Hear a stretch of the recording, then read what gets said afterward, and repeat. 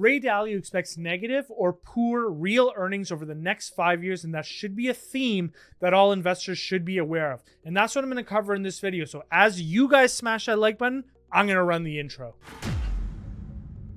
What's up, guys? And let's get right into this one. Notice that MarketWatch actually held a meeting with Ray Dalio. And in that meeting, they wanted to know sort of like what he thought about the market or sort of just like investing over the next 5 years. And spoiler alert, he believes that there's going to be negative or poor real returns in the markets for the next 5 years. And so here's where it happened. So they asked him, what do you think you'll be reading in MarketWatch in the next 5 years? And effectively what he said is that you're going to be reading about the diminished value of money. You're going to be talking about low returns. You're going to be talking about internal political conflict. And you're going to be talking about external political conflict. And he goes on to say that there's not enough money to go around. And so there's no limit to the creation of debt.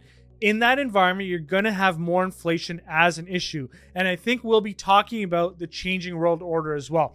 I would say I respectfully disagree. I think China has a ton of challenges, and ultimately they rely on a strong America to be successful into the future. I don't think China becomes the superpower that Ray Dalio expects them to become over the next 5 years. And what I want to point out to you guys here is that China does have some challenges, but what I'm going to do is I'm going to point out the challenges and then play devil's advocate with myself and explain why those challenges aren't that bad. And so you can see here that China is facing demographic challenges. Their working age population, which is people aged 15 to 64 as a percentage of the total population, is dropping very fast. I'd say the largest decline next to sort of Korea and maybe even Japan.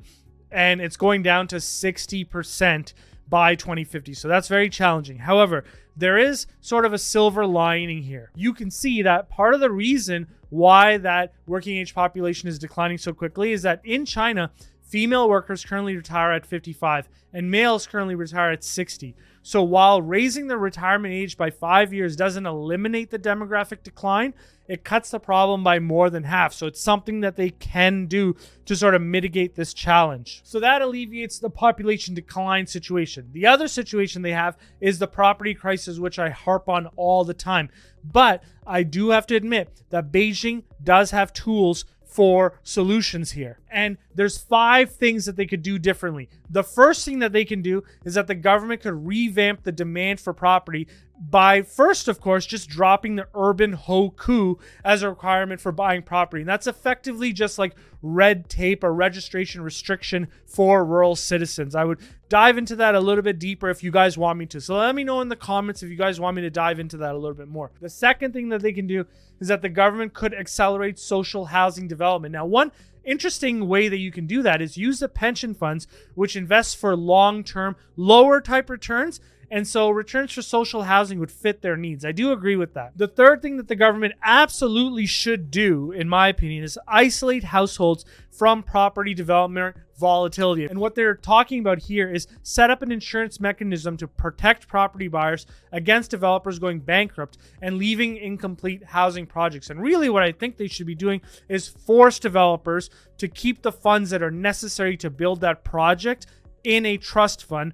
And if they don't put it in that trust fund to be used to build the project, they need to go bankrupt. Like the government needs to take them over. Like it's crazy what they're doing right now, where they used all of those funds to sort of buy up new land leases, and you sort of left the current home buyers on the hook where you have these unfinished properties. And so that's not the way that you should be doing it here. And it stops people from buying properties in the future, which is one of the reasons, in addition to many others, as to why their property development sector is in the dumps right now. The fourth thing that they can do is incentivize banks to carry out proper due diligence that can be reinforced. So like right now they're using a full recourse model, and they want to switch that, or they should switch that to a non-recourse model, which is similar to what they have in the US, in which only the property is collateral that the bank can take. And so that's something to look into if you're not familiar with how it works in China. The fifth thing that the government can do is speed up the development of alternative investment products for the long term. Now, a lot of you guys don't realize that real estate is the only means for savings for a lot of people, especially for their pensions. And so creating other types of investment vehicles would be very interesting, especially if you sort of like teamed up sort of like the pension operators with sort of like that long-term social housing fit, and you just sort of like combine that and use sort of public funds, that would be very helpful. Use private funds that sort of invest through this public entity. That'd be very helpful. So this sort of like falls into that second recommendation that was provided. And finally, this is the one that I believe that they have to make happen, which is that the government needs to revamp the fiscal system to make local governments less reliant on property development for their revenues. In other words, those land lease sales. They need to include a property tax and a bigger share of taxes from the central government. That would be a very good start. And all of these combined would be serious structural improvements for the entire Chinese economy. So this is ways over the next 5 years that China could really assist themselves in becoming the next global superpower. They have some structural situations, and so these are effectively ways that they can address it. Now, the next question that they had for Ray Dalio is, what do you fear you will be reading in MarketWatch in 5 years? And he's saying that he fears that there's not enough money for the needs that have to be taken care of. And so what he's talking about there is the wealth gap, green energy environment, dealing with defense, rebuilding Ukraine, and all of those other things. And like, I would say that that's just sort of like an ongoing issue in general. That's not the next 5 years, that's the next 25 years. And so I agree with him, but once again, there's never enough capital to address all of the sort of like aches and concerns of the global economy. And so I think that was like a bit of a non-answer by Ray Dalio, to be honest. Now they ask, where will the market opportunities be over the next 5 years? And he says that he thinks the opportunities are going to come in different regions. Emerging Asias, so places like Singapore and Vietnam and Indonesia, are places that look bright. Spots like India, he thinks is going to be a brighter spot, and I agree with that. And if you go back to that chart where it shows population decline, I think India is one of the only companies where you see a working age population increase. So that's pretty interesting. The other thing that he's talking about is that portfolio construction is going to create better balanced portfolios. And so he's going to see more attention being paid to inflation adjusted returns than nominal returns. So the big takeaway from here is that as investors, we got to sort of move away from our American bias and move towards international investing as well. Especially, a good sort of segue to that is look at American companies that are investing capital into India or Southeast Asia, and take a look at those opportunities and see if it makes sense for your portfolio. And then they asked him, what do you fear we'll be reading about financial markets over the next 5 years? And he's saying, of course, negative or poor real returns, much of the same way that they had in the 1970s. So fear inflation over the next 5 years. Now, I didn't just want to leave you with that. I wanted to give you sort of a solution. And so here's what I mean by the solution. These are the types of companies that Warren Buffett has said you should invest during times of inflation. There's 3 comments that he's made over the years. So the first comment is during the 2015 shareholders meeting, he said that the best businesses during inflation are businesses that you can buy once and then you don't have to keep making capital investments subsequently.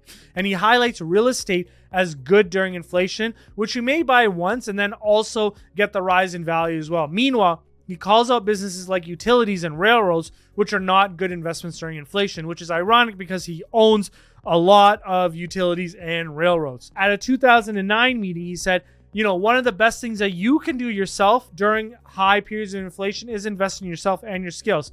If you're the best teacher, if you're the best surgeon, if you're the best lawyer, you will get the share of the national economic pie, regardless of whatever the currency may be. And here's where I go into sort of all the advice I always give to people who are like 22 and under that reach out to me on the Patreons. I always say, focus on where the needs are in the future. And some of the needs right now are in sort of like the development of the new technological age. So, software development, engineering, those are great places to start.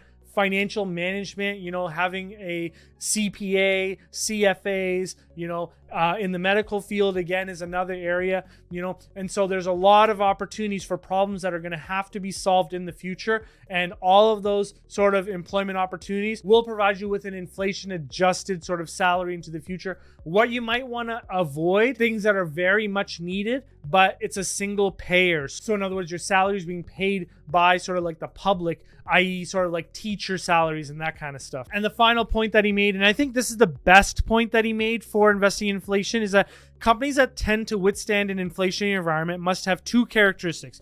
The first one is the ability to increase prices rather easily, even when product demand is flat.